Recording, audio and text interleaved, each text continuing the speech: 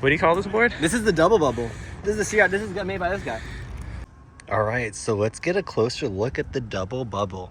Obviously, you can kind of see why it's called the double bubble, just because it has the very symmetrical bubbly tail and bubbly nose right here. So this bad boy kind of evolved from the Surf Check right here. I did another video on the Surf Check, another great super small functional board.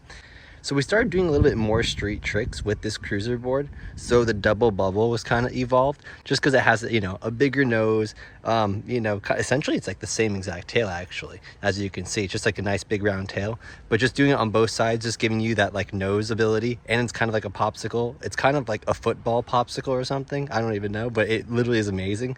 Just because like, as we can see down here, it was kind of hard to do like grind tricks on the Surf Check. So where on the double bubble, it just got a lot easier. Now you can use the nose, you can do crooks, you know, like a slappy crook with it. I don't know, it just feels more of like a mini skateboard. It's honestly like a handboard.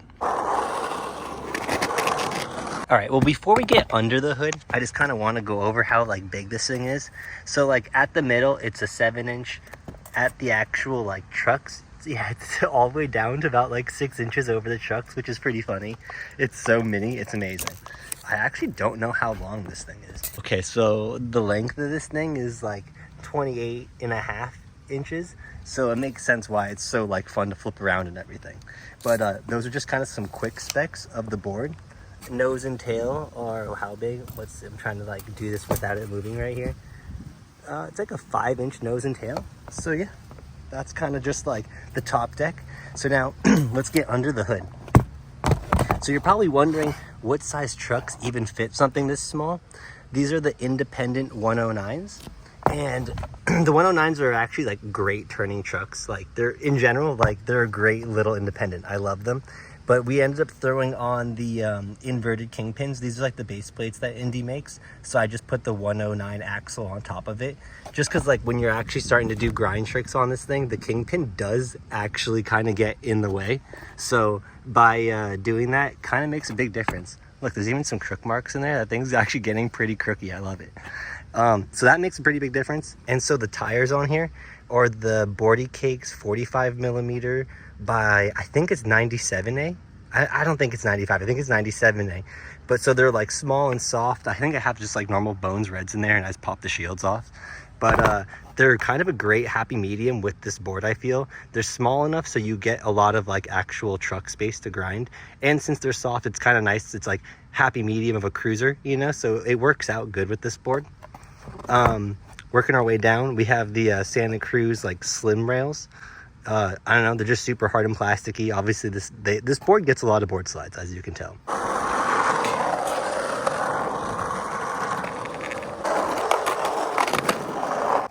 And yes, if you see a Tail Devil sticker, I actually do have a Tail Devil on here. And if you don't know what this is, it sparks like when it hits the ground.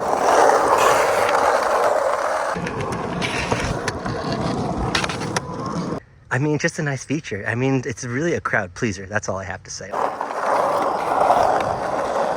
So it's pretty cool to see kind of the evolution of the Surf Check into the double bubble. Like they're so similar, but yet so different.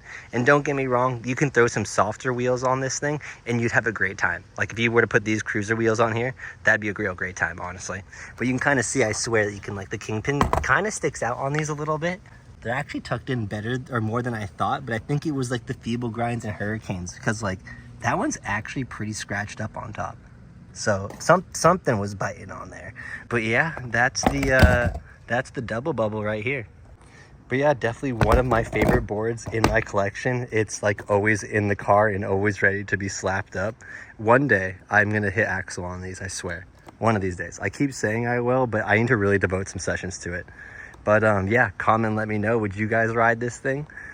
What tricks would you guys want to try on it or see on this thing? And I think, I'm not sure, but you know, make sure you check the Searat website because it's always changing. He's always adding new boards and maybe you'll luck out and get one of these. And yeah, come to think of it, I think this is probably the smallest board I've ever rode because even when I was like a kid, my first board was like a 7.5 or something. So it was already like way bigger than this thing. That's kind of crazy to think about. It's like, oh, it's borderline almost a freestyle board, honestly. And like, oh, I should try to do freestyle tricks on this thing. I've never done that. I don't even know how to get into a Primo properly, but you know what? That's a whole other video.